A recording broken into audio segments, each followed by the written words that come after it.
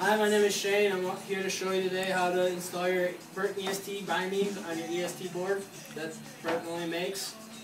First, before you do anything, you're going to get your binding out. You get your boot. All you got to do is just lace it up, put it into the binding, and then strap it.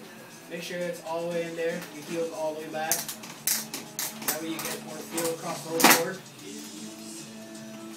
This is a toe cap that you can buy.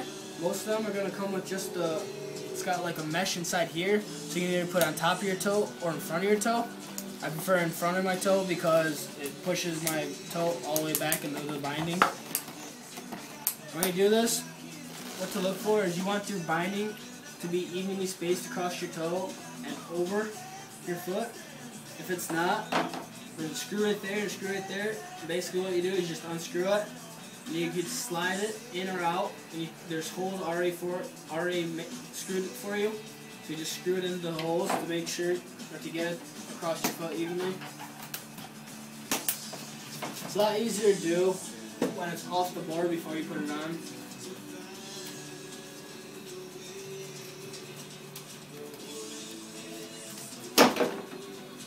Alright, so to get started with this, if you don't have one, it's great to get. It's called a utility wrench.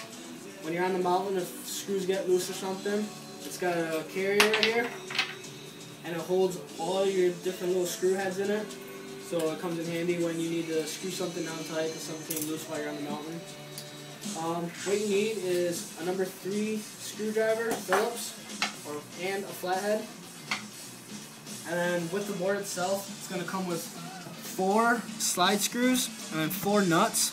I only have 2 here because I'm going to show you how to do just one side, because what you do to one side, you're going to do the other side. If you got the regular Burton bindings, you're going to have, it's going to come with the regular Burton plates. These will not work on the EST board, so what you're going to need to do is go into your local snowboard or ski shop and purchase the Burton EST bindings. It just comes with the base plates. The base plates will fit onto the bindings and pretty much any other binding. They're all universal with the ticks. So what you're going to do first is you're going to put your flathead in, and there's a plug. Get this here. You're going to pop this plug out, and then switch over to your Phillips number 3, because you're going to be using this for the rest of the time. You just need the flathead to pop that out. You're going to slide your 2 slide screws in, and then put this back on. It's not going to come out when you're snowboarding as long as you push it all the way so it's flush with the board.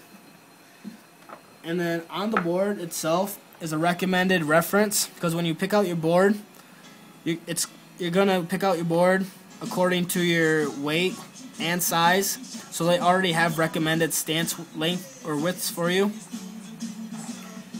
On your Burton EST base plate, it's going to have a hole in, and that's going to allow you to see where your stance marks are. And then it has also 3 holes. I'll tell you about that later. You don't need to know right now. On the Burton binding itself, it's got tick marks. Each one of those tick marks stands for a degree, and it's 3 degrees for every tick mark. For every tick mark going outside, it's positive. For every one going inside, it's a negative tick mark. I'm going to set out for me, so I ride 3 degrees positive. When you put the base plate in, there's a Burton logo. You're going to want that going towards your toes. Just put it on like this. What these holes are for is when you put the screws on, you're going to want it either forward or backwards depending on where your boot is, because you want the same amount of overhang on the back as you do the front. Too much on the front or too much on the back could make you drag, or it could cause your edges to catch the snow because of too much feeling on the snow. So what you do is you're going to put the 2 screws on. Don't tighten them yet. Just get them on the screws first.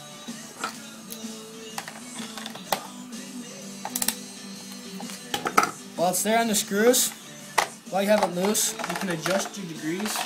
And if you don't like the stance that the reference is at, with the EST channel, what it allows you to do is to have any stance you want. instead of your regular board, which will have pre-drilled holes, which you gotta aim for. So I'm gonna put mine at the reference.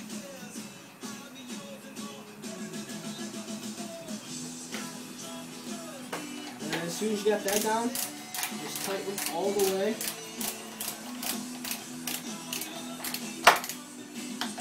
Make sure they're tight because you don't want them loose. If they're loose and you're on the hill, if you hit a jump, your Burton binding could accidentally slip a little bit, and that could cause you to wipe out. No one likes wiping out on the hill. I already did the second one for you guys. So now all you gotta do, get it waxed, and you're good to go.